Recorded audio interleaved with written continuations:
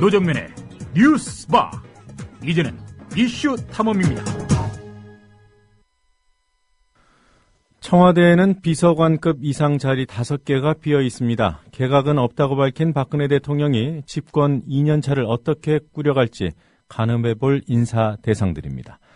이 5자리 가운데 한 자리인 법무비서관은 내정자가 나왔습니다. 판사 출신인 김종필 변호사입니다. 김종필 법무비서관 내정자의 이력이 화려하더군요. 독립운동가를 탄압한 친일파의 친일 행위는 근거가 없다고 하고 진보인사의 교수직 박탈은 정당하다는 판결을 내렸지만 상급심에서 모두 뒤집혔습니다. 판사를 그만두자마자 바로 대형 로펌으로 자리를 옮겨 윤리 문제도 불거진 인사입니다. 국회 법사위 소속인 민주당 박범계 의원과 함께 이 문제 얘기 나눠보도록 하겠습니다. 박 의원님 안녕하세요. 네, 반갑습니다. 안녕하세요. 네, 자 이번 내정 인사에 대한 평가부터 부탁을 드리겠습니다. 우리 김종필 변호사요, 전 부장판사인데요. 네. 말 그대로 TK의 상징적인 인사라고 볼 수 있겠죠. 네. 대구에서 나오고 고등학교도 나오고 대구에서 대학도 나왔습니다. 네. 근데 뭐 어느 지역 출신이냐가 문제가 아니라 대통령의 법무비서관은 법무참모입니다. 예. 우리나라에서 법률이 갖고 있는 법무행정이 갖고 있는 그 중요성에 비춰볼 때 지금 사회자께서 말씀하신 것처럼 이분이 부장판사로 재직하는 동안 또 과거에 그 이전에 판사로 재직하는 동안 여러 판결들 특히 진보냐 보수냐의 문제를 떠나서 네. 우리가 일본과의 관계에서 식민을 겪었던 우리 국민 입장에서 도저히 인정할 수 없는 친일적인 판결을 했다는 측면에서 참으로 개탄스럽다 이렇게 평가를 합니다. 네, 지금 말씀하셨던 그 친일 문제와 관련된 판결 어떤 네네. 사건이었습니까? 일제하 1920년에서 25년까지 판사를 했던 유영 판사라는 분이 있었는데요. 네. 이 사람이 54명의 우리 독립운동가들에게 유죄 선고를 하고 물론 네. 그 중에는 실형 선고도 있습니다. 네. 아울러 일본 제국으로부터 훈장을 탄 사람들입니다. 네. 사람입니다. 이 유영 판사가 당연히 친일 반민족 행위자로 결정이 났지요. 네. 여기 대해서 그 유족이 그 친일 반민족 행위자가 아니다라는 그 소송을 제기했는데 그 손을 들어준 겁니다. 네. 물론 상급심에서 이것은 파기가 돼서 깨졌죠. 네. 그런데 그 근거가 참으로 요상하다는 겁니다. 법령에 기초한 유무죄이기 때문에 그 유영 판사의 어떤 그 독립운동가들에 대한 유죄 판결은 문제가 안 된다 이렇게 판결을 했어요. 그렇다면 이것은 일본 식민지, 일본 제국주의의 법령을 인정한 것이 되는 거거든요. 네. 그렇게 따지면 안중근, 윤봉길, 이봉창, 윤동주 이런 독립운동가들이 다 불법 행위자가 되는 겁니다. 그렇겠죠. 이것은 식민지 백성으로서 있을 수가 없는 사관입니다. 네. 자, 이게 다행히 그나마 항소심에서 뒤집어져서 다행인데요. 그렇습니다. 네. 그렇습니다. 네. 이런 친일 문제와 관련된 사안 말고도 여러 가지 논란이 됐던 사안이 있었던 것 같은데요. 대표적인 그렇습니다. 사례 좀 말씀해 주시겠습니까? 모두에도 말씀하셨듯이 이제 시인 황지우라는 분이 계시죠. 네. 이분이 한국예술종합학교 총장으로 계셨는데 이분에 대한 교수직 박탈 사건이 있었습니다. 네. 진보 인사에 대한 일종의 탄압 차원이었는데요. 여기에 대해서 이제 황지우 시인이 소송을 제기했죠. 이 사건에서도 그 교수직 박탈이 정당하다 이런 판결을 내렸습니다. 당연히 이것은 정당하지 않은 판결이었기 때문에 상급심에 가서 파기가 됐습니다. 잘못된 예. 판결을 이 김종필 판사가 한 거다 이런 결론이 났고요. 네. 또 이현세라는 아주 저희들 청소년기에 40대 50대 사람들은 누구나 기억을 하는 만화가입니다. 이현세 씨의 천국의 신화라는 만화죠. 우리 네. 아마 노정면 기자께서도 보신 만화일 겁니다. 네. 이 만화를 음란성이 짙다고 그래가지고 미성년자 보호법 위반으로 검찰이 기소했는데 네. 이것도 역시 유죄라고 판정을 했습니다. 당연히 상급심에서 무죄가 확정이 됐습니다. 네. 이렇듯이 김종필 신임 법무비서관은 그 사관에 있어서 문제가 있고 또 이념적인 기초가 지나치게 보수적인 것 아니냐 하는 그런 문제점이 있습니다. 대통령의 법무참모로서는 균형성을 상실하고 있는 인사가 아니냐라는 비판이 가능하다고 했습니다. 네. 이런 걸 청와대에서 모르진 않았을 것 같은데요. 저는 두 가지 가능성을 제기를 해봅니다. 저도 뭐 법무비서관을 했습니다. 네. 그리고 인사검증에도 관여를 했습니다만은 법무비서관 인사검증에 에러가 있었을 수도 있습니다. 실수가 그러니까 철저한 검증을 못했을 수도 있습니다. 예. 그건 무슨 얘기인가 하니 국회 인사검증을 받는 그런 자리가 아니거든요. 네. 그랬을 때 이 최소한 서울행정법원 부장판사까지 했으니까 약 17년 정도는 아마 판사를 했을 겁니다. 네. 수많은 판결을 확인하는 작업은 쉽지 않긴 합니다만 그러한 인사검증상의 에러의 가능성이 있고요. 두 번째는 제가 좀 더 무게가 있게 보는 측면인데요. 어쩌면 누군가가 이 김종필 신임 법무비서관을 추천을 했고 그 추천하는 인사의 목소리가 워낙 컸기 때문에 혹은 네. 대통령이 어떠한 연출과 어떤 신임의 강도가 컸기 때문에 이러한 하자가 무시된 거 아니냐라는 그런 측면을 좀 지적을 좀 드립니다. 네, 그 후자의 가능성은 하자를 알고도 그 추천한 사람의 힘 때문에 관철이 됐다고 볼 수도 있지만 있다고 봅니다. 네.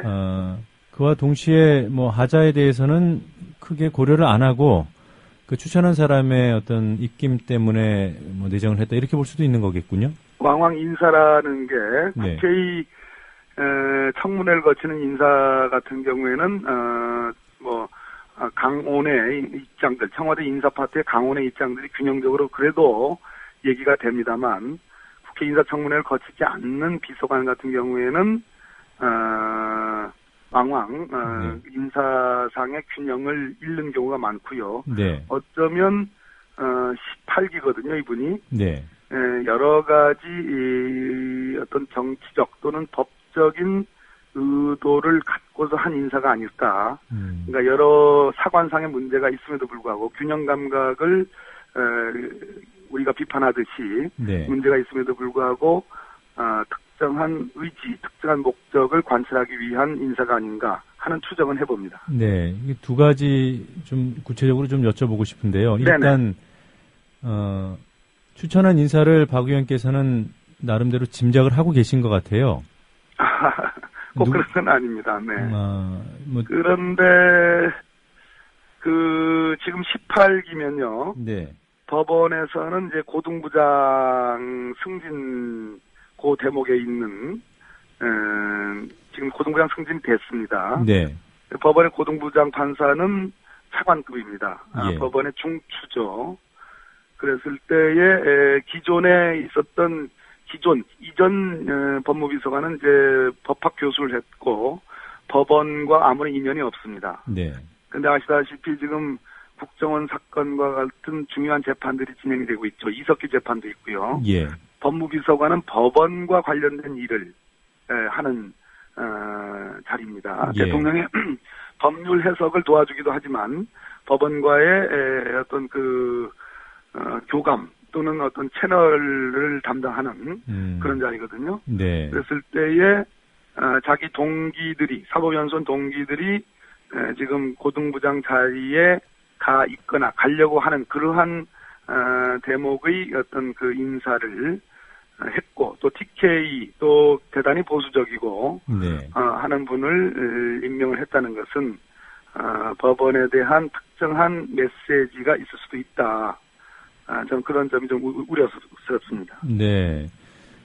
그러니까 그 청와대 민정 라인은 검찰과의 채널이라면 이 민정비서관은 검찰 라인이고요. 네. 검찰 채널이고요. 이 법무비서관은 법원 채널입니다. 네. 그런데 이전에 그 재임했던 분은 그 교수 출신이라 뭐 현실적으로 직접적인 라인을 형성하기는 좀 어려웠을 테고.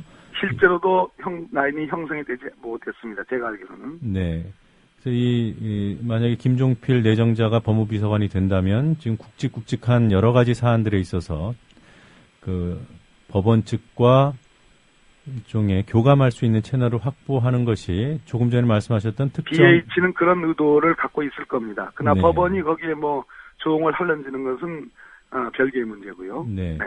이 정도로 정치적인 어떤 목적을 가지고 이 김종필 변호사를 추천한 인물 혹시 그 비서실장을 염두에 두십니까?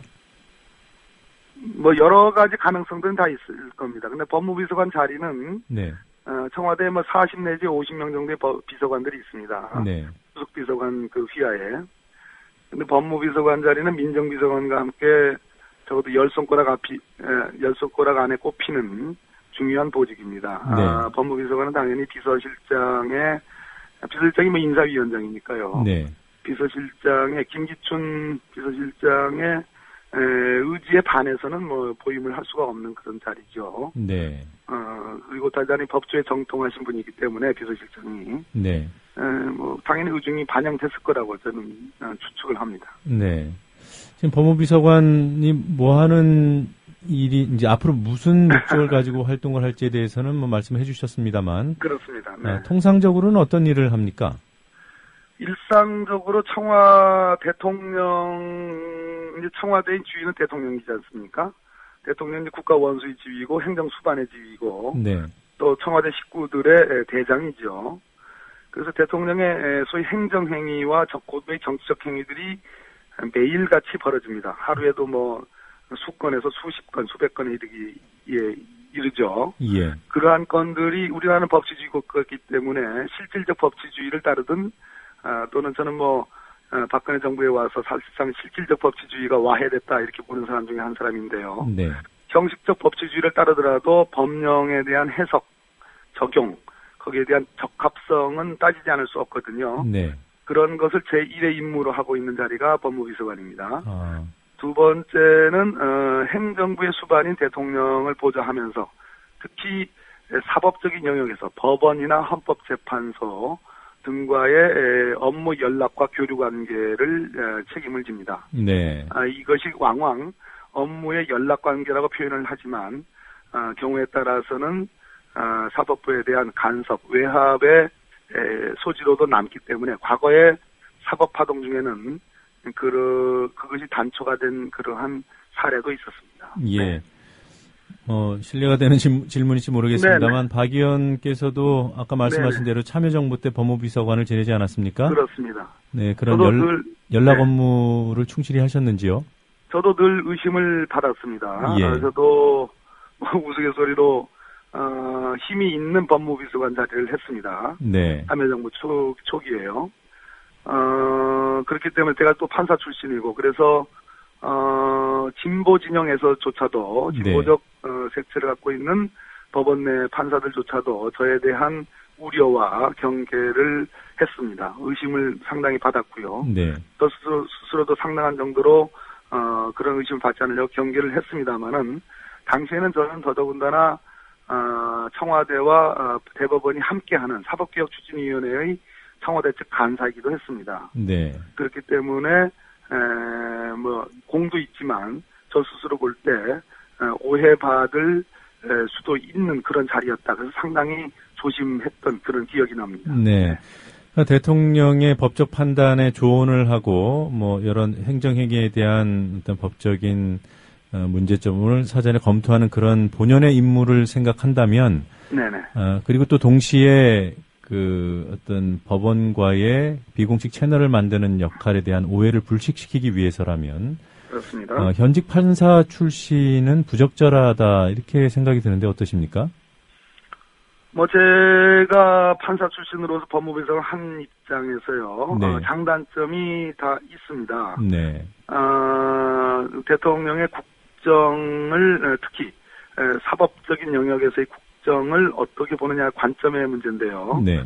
아마 1기 법무비서관을 법학교수 출신으로 했고 지금 2년 차에 이제 들어가지 않습니까? 예. 그래서 이제 말 그대로 정통 법관 출신의 법무비서관을 자리에 앉혔는데, 적어도 사법부의 독립이라는 측면에서는, 법관 출신 아닌 사람으로 보임하는 것이 적절한 면도 있습니다. 예. 다만, 법령의 해석 부분이 적어도 판사직을 경험한 사람들이 조금 더 현실적인 법령 해석에 적합하다는 측면에서는 기능적인 측면에서는 이제 판사 출신들이 낫죠. 네, 알겠습니다. 아마도 지금 박근혜 정부의 이 법무비서관의 임명은 기능적인 측면을 굉장히 중시한 것으로 저는 보여집니다. 네. 그러게 그런 기능적인 측면을 고려했다고 보기에는 이 김종필 변호사의 판사 시절 그렇습니다. 주요 판결이 항소심에서 뒤집혔다라는 게 그렇습니다. 네. 뭐 결정적인 하자 중 하나겠네요. 결정적인 하자입니다. 저는 그러니까 판사 출신을 법무비서관으로 임명하는 거에 그 시비를 걸 생각은 없습니다. 그런데 네. 왜 이분이었느냐? 적어도 저는 대한민국의 판사들에게 당신이 진보냐 보수냐고 물을 때 그것은 의미가 없는 질문이고 예. 판사는 헌법과 법률과 양심에 따라 독립해서 심판하기 때문에 거기에는 보수도 진보도 있지 않습니다. 네. 그런데 이분은 스스로 법관의 자리는 보수적일 수밖에 없다라는 얘기를 했습니다. 이것은 대단히 정치적인 발언이고요. 저는 이것을 더 넘어서 적어도 대한민국의 판사들과 검사들은 진보냐 보수냐 이념적인 측면을 떠나서 네. 저도 민족주의적인 측면에서는 상당히 그러한 경향성을 갖고 있었습니다. 네. 있습니다. 그렇기 때문에 그래도 대한민국이 이만큼 유지될 수 있는 거라고 저는 보거든요. 네. 그런데 일제 법령에 의해서 그것도 더더군다나 일반 폭력사범이나 무슨 강절도 사범이 아닌 우리 독립운동가들에 대해서 일제 법령에 의해서 유죄 판결을 선고하고 훈장을 받은 사람이 친일 반민족 행위자가 아니다라는 이 인식. 네. 이것은 대한민국의 법무비서관으로서 적절하지 않습니다. 네. 저는 박 의원님 말씀 듣고요. 처음에는 그런 생각을 했습니다. 이 정도 다른 사안도 아니고 친일과 관련된 사건에서 그런 판결을 내렸으면 청와대가 혹시 이 카드를 접을 수도 있겠다. 네네. 그런데 뒤에 법원과의 민감한 사안을 현재 다루고 있는 법원과의 교감, 채널 형성 이런 것들을 고려했을 것이라는 얘기를 듣고 나니까 웬만한 비난에는 이 인사 카드를 물리지 않을 것이다 이런 생각이 드는군요. 친일 반민족 행위자 재산의 기속 몰수법이 있습니다. 네. 이 법의 위헌을 친일 반민족 행위자들의 후손들이 헌법재판소에 제기한 적이 있죠. 예. 9명의 헌법재판관 중에 2사람을 제외한 나머지 7명의 헌법재판관들이 이 법은 합헌이라고 판단했습니다. 네. 적어도 우리나라가 이념적인 지형들은 여러 가지 논란이 있습니다만은 적어도 민족적인 측면 그리고 일제에 대한 우리들의 감정 거기에 대해 반대하고 아직도 아베와 같은 신사참배를 하면서 망언을 일삼는 예. 이러한 일본 제국주의의 인식들이 아직도 지금까지도 꿈틀대고 살아있는 것에 대한 우리 국민들의 법 감정, 네. 대일 감정이라는 측면에서는 저는 공감대가 있다고 봅니다. 예. 그런 측면에서 이 문제는 결단코 그냥 넘어가서는 안 되는 문제고 네. 그렇기 때문에 이것이 상당한 정도의 파장을 일으킬 것이고 저는 우리 국민들의 여론의 네. 문제고 앞으로 열흘간 혹은 일주일간의 여론의 향배에 달려 있다. 네. 이렇게 생각합니다. 네. 자, 이게 시간이 얼마 없어서 제가 네네. 한 가지만 여쭤보도록 하겠습니다. 짧게 답변을 부탁드릴게요. 네네. 지금 어느 순간인가 그 국정원을 비롯한 국가기관 대선 개입 의혹에 대한 특검 얘기가 네네. 사라져버린 형국입니다. 네. 그런데 연초 기사를 보니까요. 그 외국인 투자 촉진법이요. 네네. 이것을 법사위에서 여당 주장대로 통과시켜주는 조건으로 네네. 2월 임시국회 중에 상시특검을 도입하기로 상시특검. 여야가 합의하지 않았습니까? 네네. 그 상시특검이 도입되면 그 상시특검에서 국정원 대선 개입 사건을 다룰 수 있습니까? 충분히 가능한 얘기죠.